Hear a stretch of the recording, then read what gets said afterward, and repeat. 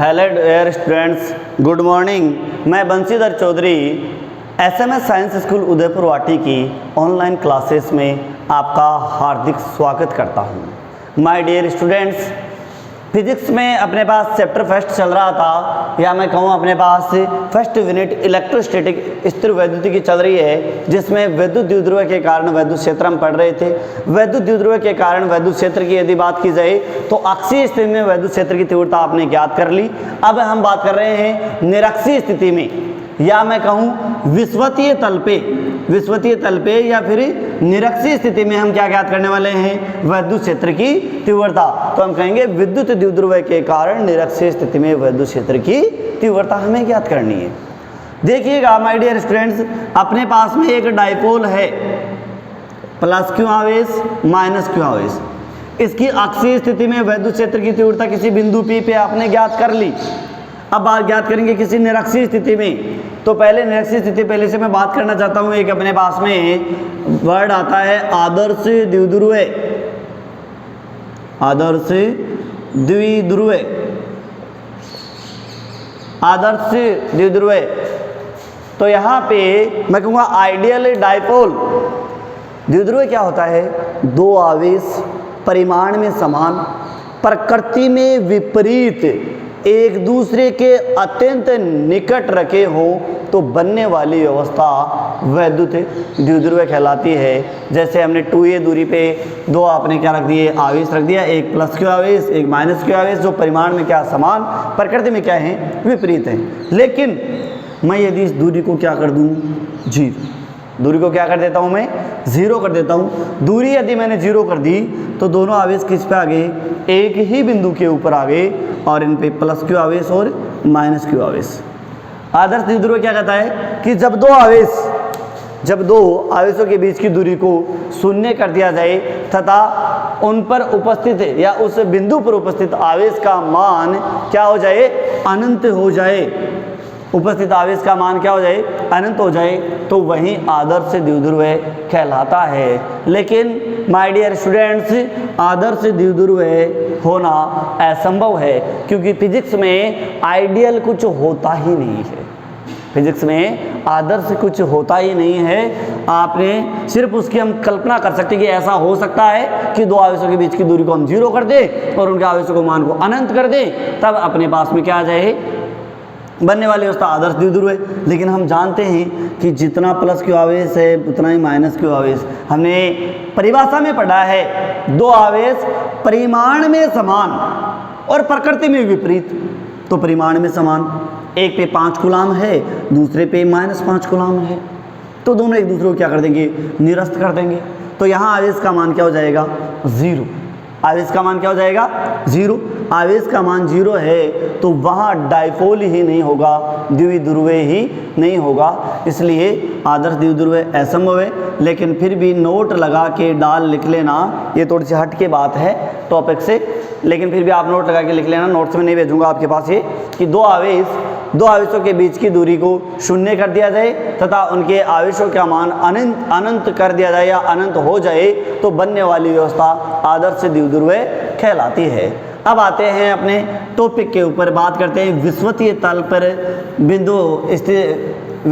पर स्थित बिंदु के लिए वैद्युत क्षेत्र की तीव्रता, या निरक्षीय स्थिति में स्थित वैद्युत क्षेत्र की तीव्रता, या मैं कहूँगा द्विध्रुव के कारण। ये कोई द्विध्रुव ले लिया मैंने, यहाँ से ये प्लस क्यू आवेश हो गया, ये वाला क्या है? माइनस क्यू आवेश है। दो आवेश एक बिंदु ए पे है, एक बिंदु क्या है? बी पे। तो सबसे पहले बात करते हैं विषुवतीय तल या फिर निरक्षीय स्थिति। अक्षीय स्थिति को दो बराबर भागों में बांटने वाली रेखा निरक्षीय रेखा कहलाती है। दो बराबर भागों में बांटने वाली क्या कहलाती है? निरक्षीय रेखा। और जिस निरक्षीय रेखा के ऊपर कोई बिंदु स्थित होता है यहाँ पे या फिर यहाँ पे, वह जो तल कहलाता है, कौन सा तल कहलाता है? विषुवतीय तल कहलाता है। इंपॉर्टेंट टॉपिक है, थोड़ा ध्यान से देखिएगा माय डियर स्टूडेंट्स। बहुत ईजी है, बड़ा सिंपल है, ये आपकी अक्षीय स्थिति से भी ईजी है, थोड़ा सा गौर करके अपने को देखना है। देखिएगा, ये अपने पास डाइपोल है, इसका सेंटर पॉइंट में ले लेता हूँ C। हमें पता है द्विध्रुव के बीच की दो दूरों के बीच की दूरी 2a होती है। इसकी दूरी अपने पास में a है, इसकी दूरी भी क्या है, a है, a plus a equal to 2a। यहाँ पे बिंदु C लिया, इस C बिंदु से r दूरी के ऊपर निरक्षीय कोई बिंदु मैं क्या ले लेता हूँ, P बिंदु मैंने ले लिया। हमेशा हमें पता है बिंदु P जो लिया जाता है, चाहे अक्षीय स्थिति में ले हो चाहे निरक्षीय स्थिति में ले हो, सेंटर पॉइंट C से ही लेते हैं और उसकी दूरी सेंटर पॉइंट C से क्या दूरी होती है, r दूरी होती है। देखिएगा, अब प्लस क्यू आवेश के कारण बिंदु P पर वैद्युत क्षेत्र की तीव्रता, माइनस क्यू आवेश के कारण बिंदु P पर वैद्युत क्षेत्र की तीव्रता, दोनों के कारण हम निकाल लेंगे। बहुत इजी होगी, बहुत सिंपल होंगी। देखिएगा, मैं लिखता हूँ प्लस क्यू आवेश के कारण विद्युत क्षेत्र की तीव्रता, कहाँ, बिंदु P पर। प्लस क्यू आवेश के कारण बिंदु P पर विद्युत क्षेत्र की तीव्रता, ये प्लस क्यू आवेश, ये भी प्लस क्यू आवेश, इसके कारण विद्युत क्षेत्र की तीव्रता का निकाल रहे हैं। लेकिन तीव्रता निकालते हैं तो दोनों के बीच की हम क्या निकालते हैं, दूरी निकालते हैं। दूरी अपने पास में दी हुई नहीं है, लेकिन हम निकाल सकते हैं यदि दो भुजा किसी समकोण त्रिभुज में, देखो ये समकोण त्रिभुज, अपना समकोण त्रिभुज में दो भुजा दी हुई होती हैं तो तीसरी भुजा निकाल सकते हैं। पाइथागोरस बाबा ने आपको बता दिया था कि यदि दो भुजा आपके पास में हैं तो तीसरी भुजा आपको मैं निकाल के दूंगा। निकाल सकते हो, अरे निकाल सकते ना। कर्ण स्क्वायर इक्वल टू आधार स्क्वायर प्लस लंब स्क्वायर, तो अपने पास में कर्ण ये वाली है, आधार आपका क्या है, a है, लंब क्या है, r, तो कर्ण स्क्वायर बराबर k equal to a plus l। ऐसा कह सकता हूँ, r है तो r हो जाएगा, कर्ण तो कर्ण square equal to a square plus r square, इसका स्क्वायर है तो क्या हो जाएगा, ये कुछ होगा। तो क्या मैं कह सकता हूँ दूरी r square plus a square का root r square plus a square का रूट। भाई ये जो दूरी है ये भी यही दूरी है, क्योंकि यहाँ r है, ये a है, तो अपने पास में a आ गया। अब वैद्युत क्षेत्र की तीव्रता ज्ञात कर सकते हैं, तो मैं कहता हूँ प्लस क्यू आवेश के कारण बिंदु P पर वैद्युत क्षेत्र की तीव्रता, तो ये लोग क्या हो जाएगा, A1। मैं यहाँ पे वैद्युत क्षेत्र की तीव्रता क्या नाम देता हूँ, A1। वैद्युत क्षेत्र की तीव्रता एक सदिश राशि है, तो वेक्टर मोड ऑफ में मैं इसलिए लेता हूँ क्योंकि एक प्लस क्यू आवेश से माइनस का आवेश, मोड में माइनस और प्लस का कोई फर्क ही नहीं पड़ेगा। 1/4 pi epsilon naught Q upon में, क्यू है ना, r square plus a square का होल स्क्वायर, के रूट का होल स्क्वायर। तो अपने पास में क्या आ जाएगा, देखिएगा, या तो रूट से होल को काट दो या होल से क्या कट जाता है, सॉरी होल स्क्वायर से रूट काट दो, रूट से स्क्वायर काट दो, एक ही बात है। तो क्या आ जाएगा, A1 vector equal to 1/4 pi epsilon naught Q upon में r square plus a square. समीकरण नंबर 1 दे दिया। देखिएगा my dear students, minus Q आवेश के कारण बिंदु P पर वैद्युत क्षेत्र की तीव्रता, तो माइनस क्यू आवेश के कारण बिंदु P पर वैद्युत क्षेत्र की तीव्रता क्या होने वाली है, देखिएगा 1/4 pi epsilon note minus Q upon में r square plus a square के रूट का होल स्क्वायर। हमें पता है फिर होल से रूट हट जाएगा, तो यहाँ पे मोड में माइनस प्लस का कोई फर्क नहीं पड़ता है, तो A2 equal vector equal to 1/4 pi epsilon naught Q upon में r square plus a square, और क्या हो जाएगा, समीकरण नंबर 2। ये बात हो गई अपने पास में इन दोनों आवेशों के कारण बिंदु P पर वैद्युत क्षेत्र की तीव्रता। ये थीटा कोण बनाते हुए यहाँ से मिलाता है, ये भी थीटा कोण बनाते हुए मिलाता है। तो यहाँ पे बात करते हैं, A1 के कारण आ गया, A2 का अपने पास, सॉरी प्लस क्यू के कारण आ गया, माइनस क्यू के कारण A1 और A2 वैद्युत क्षेत्र की तीव्रता अपने को प्राप्त हो जाती है। अब हम देखते हैं दोनों स्थितियों में समान, और तो मैं कहता हूँ चूँकि A equal to A1 equal to A2 आपको प्राप्त हो जाती है, चाहे A का मान हो, चाहे A1 का मान हो, चाहे A2 का मान हो, सबका मान क्या आ रहा है, समान आ रहा है। अब देखिएगा, इस बिंदु P पर वैद्युत क्षेत्र की तीव्रता किस प्रकार से लगेगी, तो किस प्रकार से फोर्स लग रहा है, किस दिशा में लगेगी, उसकी हम बात करते हैं। देखिएगा, ये आपका कोई डाइपोल है, प्लस क्यों आवेश माइनस क्यों आवेश, इसका ये सेंटर पॉइंट सी है क्योंकि इसको ए बिंदु दिया आपने और इसको बी बिंदु दिया है। यहाँ पे इससे आर दूरी पे कोई बिंदु क्या लिया आपने, पी बिंदु लिया है। ये आर दूरी पे है, ये वाली दूरी अपने पास ए है, ये वाली दूरी भी क्या है, ए। अब देखो थीटा कौन बनाते हुए जाता है, इससे ये वाला मिल रहा है। ऐसी स्थिति अपने पास में आ गई, R square plus A square root में R square plus A square, वो भी किस में, रूट में। लेकिन अब किस दिशा में लगेगा, ये भी प्लस आवेश है, ये भी प्लस आवेश है।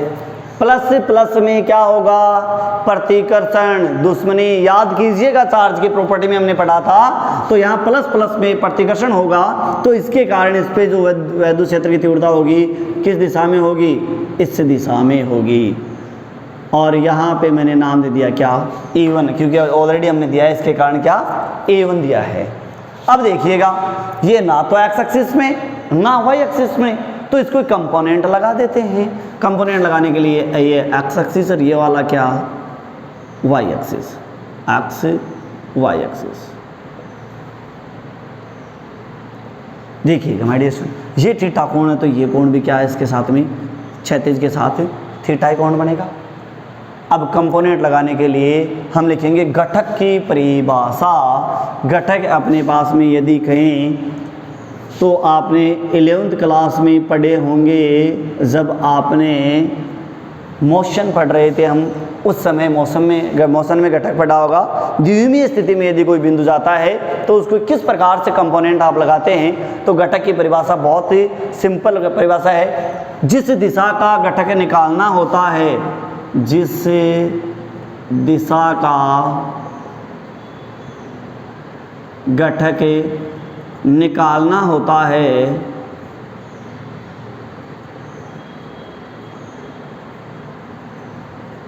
उस दिशा के साथ परिणामी के द्वारा बनाए गए कोण का कोज्या, बनाए गए कोण का कोज्या तथा परिणामी का गुणनफल, तथा परिणामी का गुणनफल ही उस दिशा का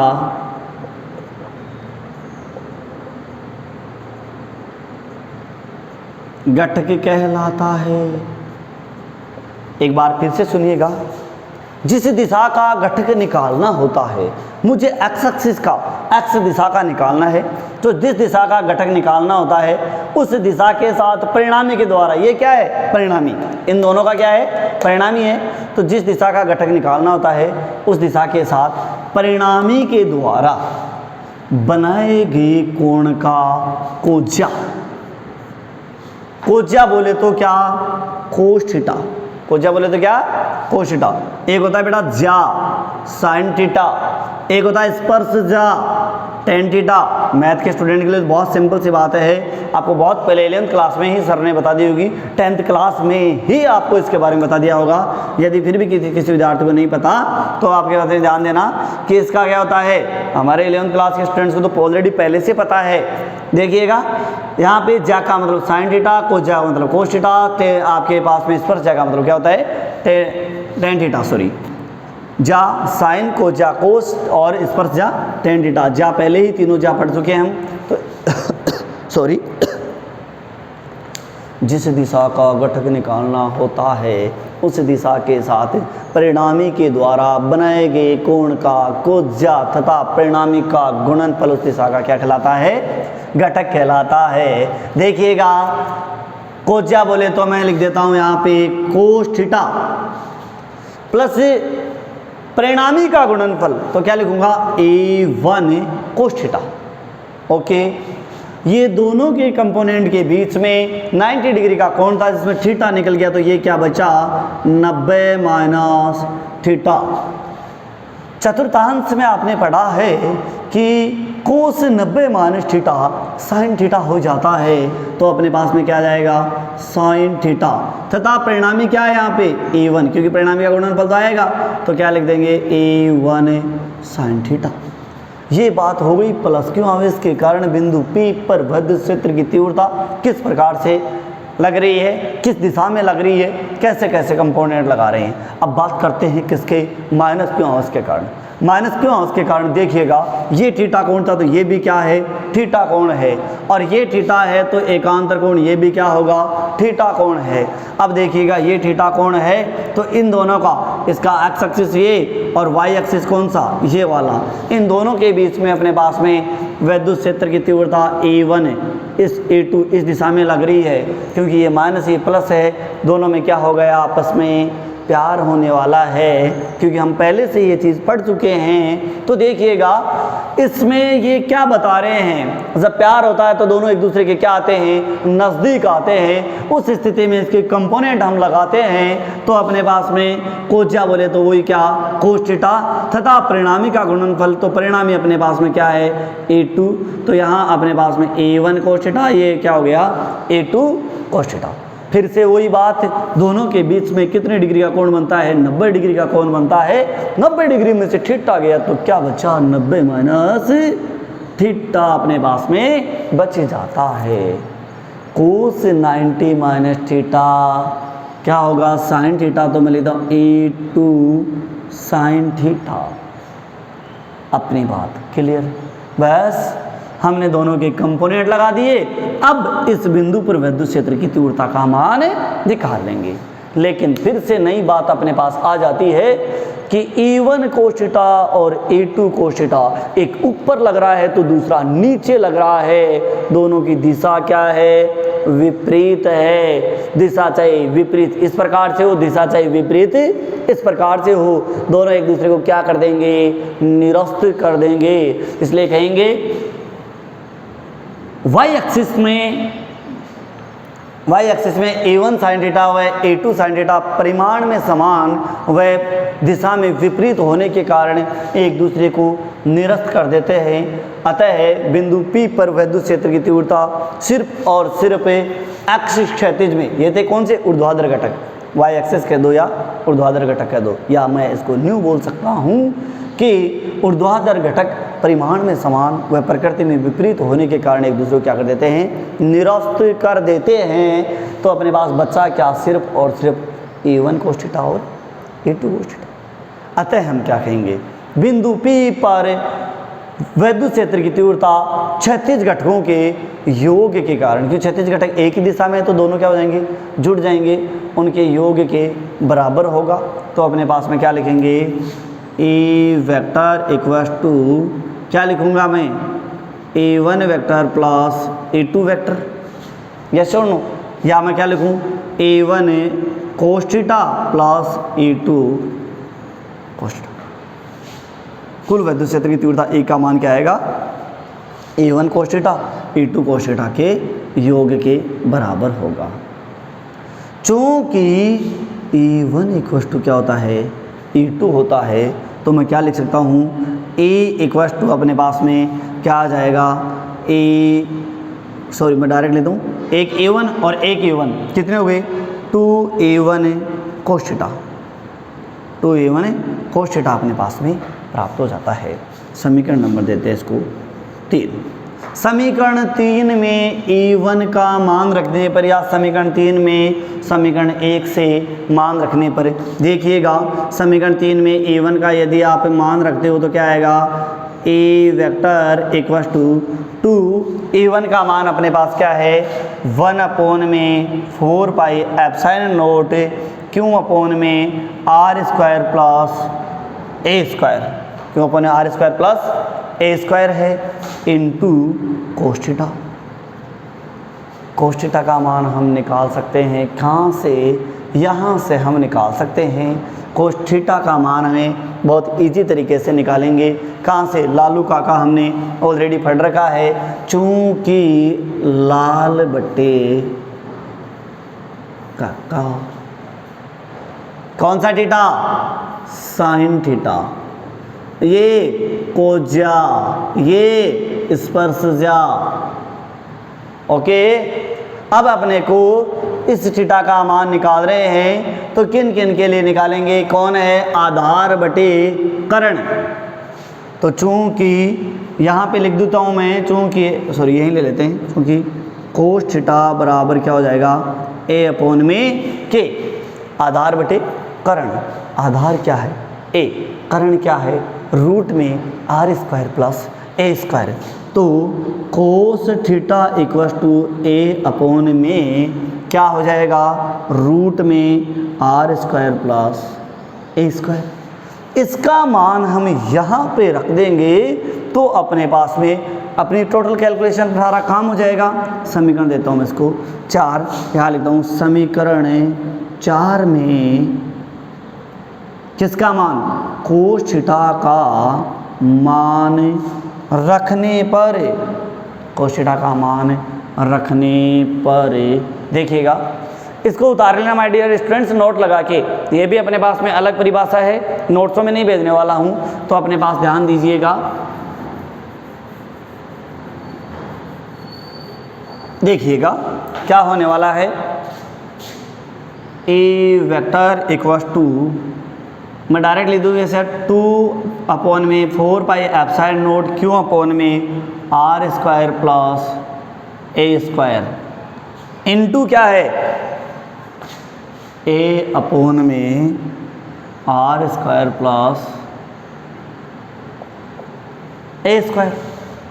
ओके, अपने पास ओह कुछ देखा देखा सा लग रहा है, चूँकि P इक्वल टू क्या होता है? Q into 2A। P equal to Q into 2A वैद्युत द्विध्रुव आघूर्ण दो आवेश या द्विध्रुव अवस्था में रखे आवेशों में से किसी एक आवेश का परिमाण तथा उनकी मध्य की दूरी का गुणनफल ही वैद्युत द्विध्रुव आघूर्ण कहलाता है। इसकी परिभाषा हम प्रीवियस क्लास में पढ़ चुके हैं। तो क्या मैं इन सब की जगह क्या लिख सकता हूँ? P लिख सकता हूँ। Very good. तो क्या हो जाएगा? A vector equal to P upon में 4 पाई एप्सिलॉन नॉट। और सॉरी ये अपने पास क्या था? रूट में था ना, तो इसको रूट में रखना है, इसका मान रूट में। अब देखिएगा तो अपने पास क्या बचा?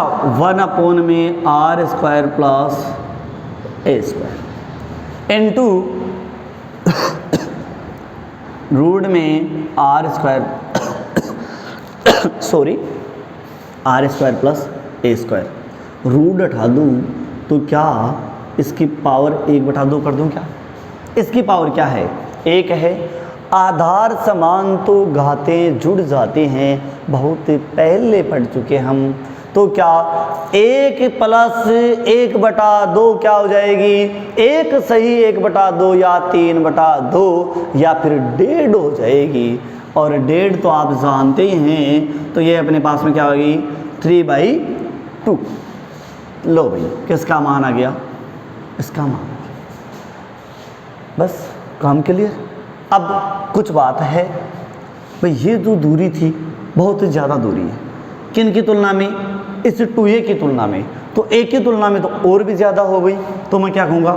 चूँकि R is greater than is very very greater than A, और is very very greater than क्या हो जाता है? ए आ जाता है।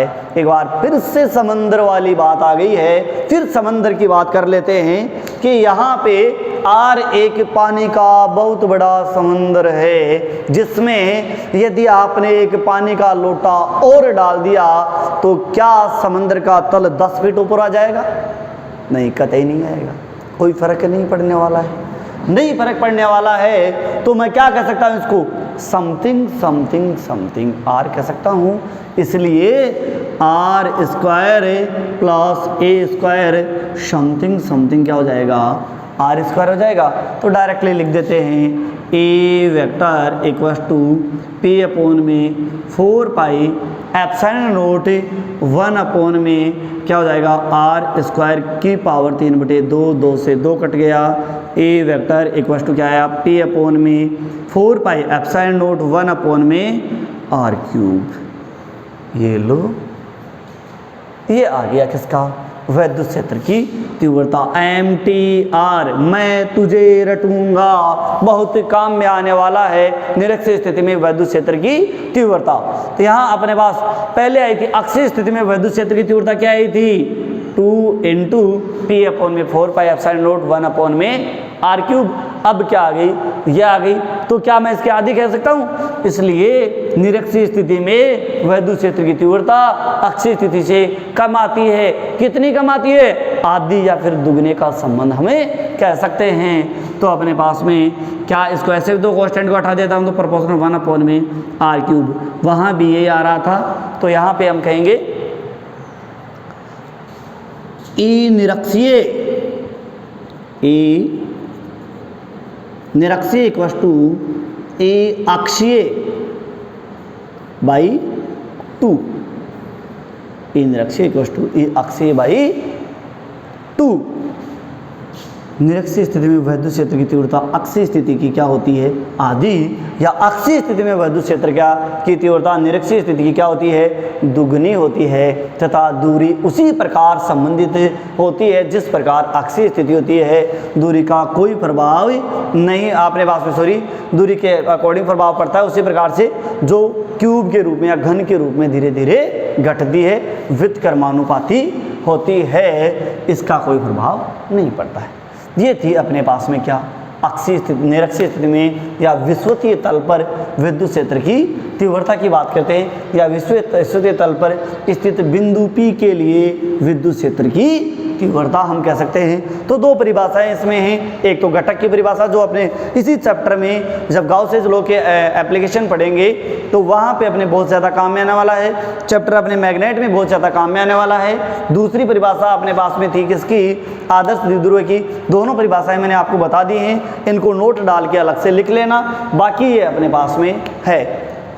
आज के लिए धन्यवाद, कल फिर मिलेंगे नए टॉपिक के साथ। Thank you.